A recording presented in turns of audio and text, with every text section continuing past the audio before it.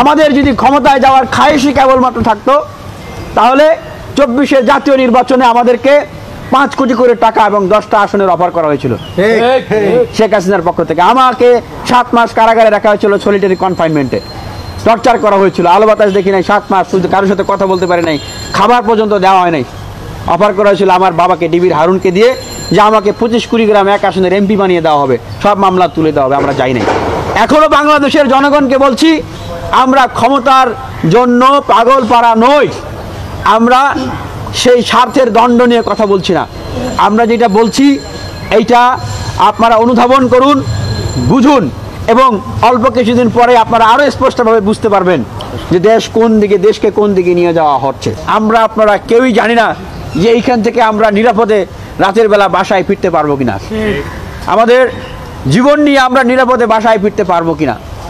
সুতরাং ঠিক এই মুহূর্তে এই পরিস্থিতিগুলোকে ধামাচাপা দেওয়ার জন্য তারা এই ধরনের একটি ঘটনার অবতারণা করলেন। ঠিক শেখ হাসিনাও যেইভাবে ক্ষমতাকে দীর্ঘায়িত করার জন্য নানান সময় নানান ধরনের এজেন্ডা ছুড়ে দিয়ে মানুষদেরকে বিভিন্ন দিকে বিভিন্ন এজেন্ডায় ধাবিত করতেন। আরেকটা বিষয়, এইটার পিছনে ওনাদের যে রাজনৈতিক উদ্দেশ্য, বাংলাদেশের 5ই আগস্টের পরে সর্বপ্রথম কোটা প্রথা কোথায় প্রয়োগ করা হয় আপনারা কি অবগত আছেন? বলতে পারবেন? আপনাদেরকে একটু ধরিয়ে দিই।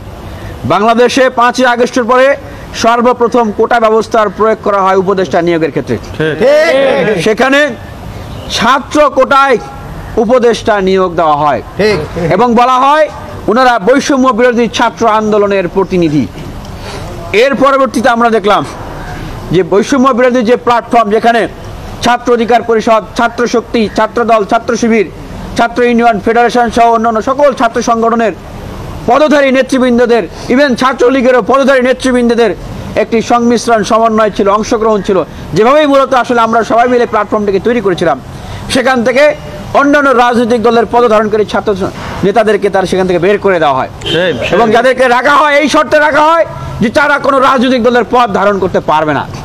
এই যে সমন্বয়ে কোটা চালু করা হয়, এই কথাটি এজন্যই বলছি, কিছুক্ষণ একটু পরেই আমি তার ব্যাখ্যা দিচ্ছি, আপনারা বুঝতে পারবেন।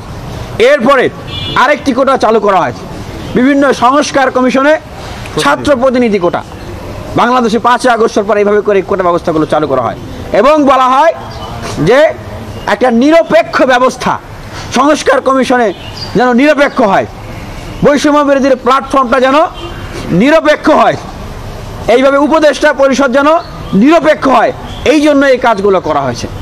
এখন আমি সাংবাদিক বন্ধুসহ বাংলাদেশের যে তরুণ তরুণীরা, বাংলাদেশের যে জনতারা এই গণ অভ্যুত্থানে অংশগ্রহণ করেছেন, তাদের কাছে আমি প্রশ্ন রাখছি, বর্তমানে যারা এতদিন নিরপেক্ষতার গান গাইতেন, নিরপেক্ষতার সবক দিতেন, তারা কি নিরপেক্ষ অবস্থায় আছেন? আমরা দেখেছি এই ঢাকা বিশ্ববিদ্যালয়ে রাজনৈতিক ছাত্র সংগঠনের ব্যানারে কোনো প্রোগ্রাম কর্মসূচি পালন করতে দেওয়া হয় নাই। বলা হয়েছে রাজনীতি নিষিদ্ধ, ছাত্র রাজনীতি করা যাবে না। রাজনৈতিক ছাত্র সংগঠনের ব্যানারে বা রাজনৈতিক ছাত্র নেতারা ঢুকতে গেলে মব ক্রিয়েট করে তাদেরকে বিশ্ববিদ্যালয় থেকে বের করে দেওয়া হয়েছে। যারা এই কাজগুলো করেছে, জঘন্য কাজগুলো করেছে, তারাই এখন নতুন ছাত্র সংগঠনের নেতা, তারা এখন নতুন নতুন ছাত্র সংগঠনের নেত্রী, তারা এখন নতুন রাজনৈতিক দলের নেতা, তারা এখন নতুন রাজনৈতিক দলের নেত্রী। এই ঢাকা বিশ্ববিদ্যালয় সিনেটে বলেছে ছাত্র রাজনীতি চাই না, তারা এখন নতুন রাজনৈতিক বন্দোবস্তে নতুন রাজনৈতিক দলের নেতা। এই ধরনের রাজনৈতিক প্রতারণা তারা করেছে বাংলাদেশের মানুষের সাথে।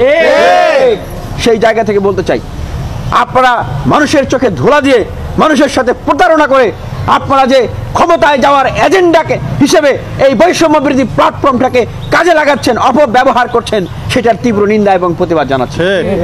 সেই সংযুক্তির জায়গা থেকেই বলছি, এই যে কোটা ব্যবস্থা চালু করা হলো, এইটা একটা সূচনা। এরপরে দেখবেন ধাপে ধাপে তারা বলবে আমরা চাকরিতেও কোটা দেব, আমরা অমুক জায়গায় কোটা দেব, তমুক জায়গায় কোটা দেব। এটার অর্থ কি জানেন? এইটার অর্থ কি? এইটার অর্থ হচ্ছে সামনে ন্যাশনাল ইলেকশন, আমরা রাজনৈতিক দল গঠন করেছি, আমরা ক্ষমতায় যাব, আপনারা যারা যারা আমাদের সাথে থাকবেন তাদেরকে এই সুযোগ সুবিধাগুলো দেওয়া হবে। সুতরাং ঠিক আওয়ামী লীগ যেইভাবে কোটা ব্যবস্থা চালু করে তাদের নির্বাচনী কাজে ব্যবহার করেছে, তাদের রাজনৈতিক কাজে ব্যবহার করেছে, ঠিক সেইভাবে আমরা অবশ্যই এই নিরপেক্ষতা হারিয়ে যাওয়া রাজনৈতিক দল গঠন করা এই অন্তর্বর্তীকালীন সরকারের যে আমাদের কতিপয় উপদেষ্টা রয়েছেন তাদেরকে আমরা সেই সুযোগ দিতে পারি না।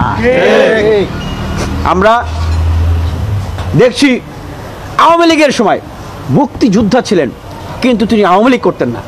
মুক্তিযোদ্ধার সন্তান, নাতি নাতনি, তারা বাংলাদেশের শ্রেষ্ঠ সম্পদ, তারা আমাদের সম্মানের পাত্র।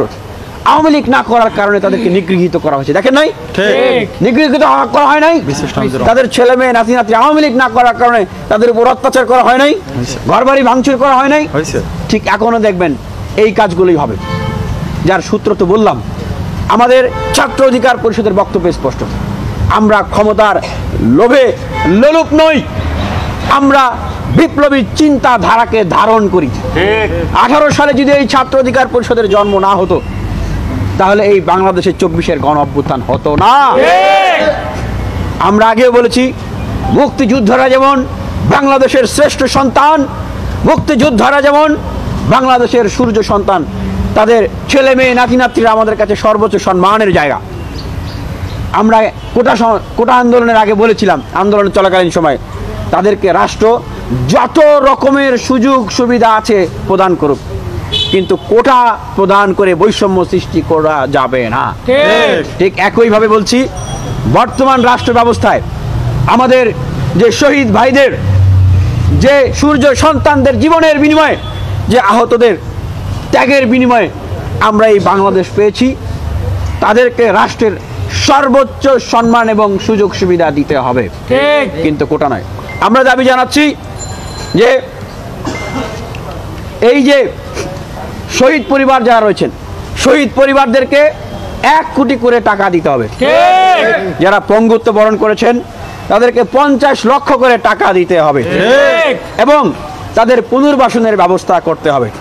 কিন্তু দুঃখের বিষয়, ভারাক্রান্ত হৃদয় নিয়ে বলতে হয়, অন্তরের কষ্ট নিয়ে বলতে হচ্ছে, এখনো দেখবেন মাননীয় প্রধান উপদেষ্টার কার্যালয়ের সামনে আহত শহীদ পরিবাররা তারা সেইখানে অবস্থান কর্মসূচি পালন করছেন, চোখের অশ্রু ঝরাচ্ছেন, দেখেন নাই?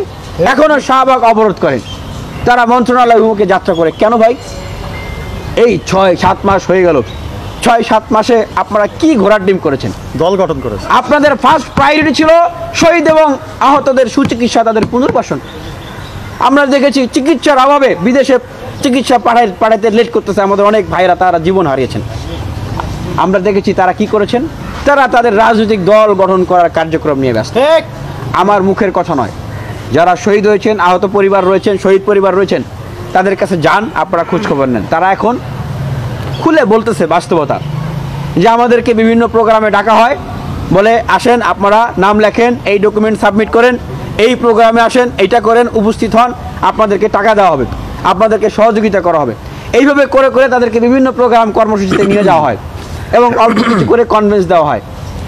মূলত তারা এখন বলতেছেন যে আমরা এখন বুঝতে পারছি যে তারা তাদের রাজনৈতিক অ্যাডভার্টিজমেন্ট হিসেবে আমাদেরকে এতদিন ব্যবহার করেছে এবং তারা আমাদের যে চিকিৎসা, আমাদের যে পুনর্বাসন, এই কার্যক্রমগুলো আরো বিলম্বিত করতেছে, যেন তারা সামনে আমাদেরকে আরো বিভিন্ন সময় ডেকে ডেকে আমাদেরকে নিয়ে অ্যাডভার্টাইজমেন্ট করতে পারে।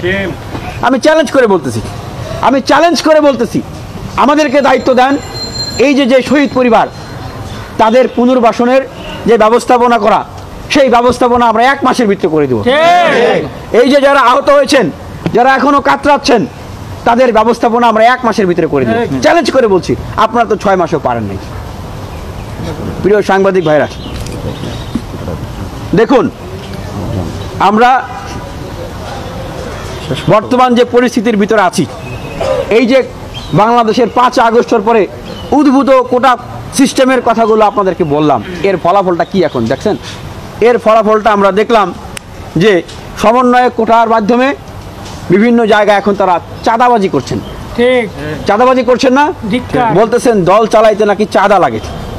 আবার আমরা দেখছি যে এই সমন্বয় কোটা ব্যবহার করে অনেকেই বিভিন্ন লাভজনক প্রতিষ্ঠানের দায়িত্ব গ্রহণ করছেন।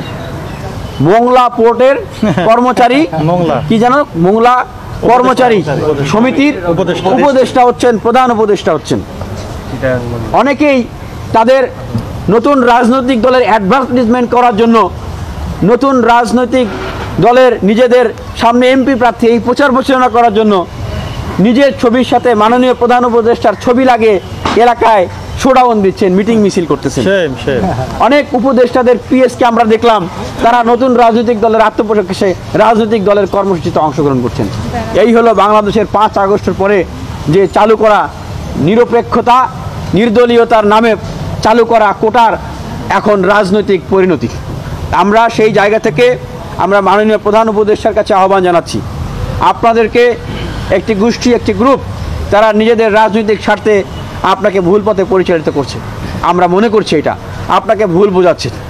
আপনার যে সার্বজনীনতা, বিশ্বব্যাপী আপনার যে গ্রহণযোগ্যতা, আপনার প্রতি বাংলাদেশের মানুষের, ছাত্র সমাজের, রাজনৈতিক ছাত্র সংগঠন এবং দলগুলোর যে আস্থার জায়গা, সেই জায়গাটাকে ফাটল তৈরি করার জন্য এই ধরনের কর্মকাণ্ড করা হচ্ছে।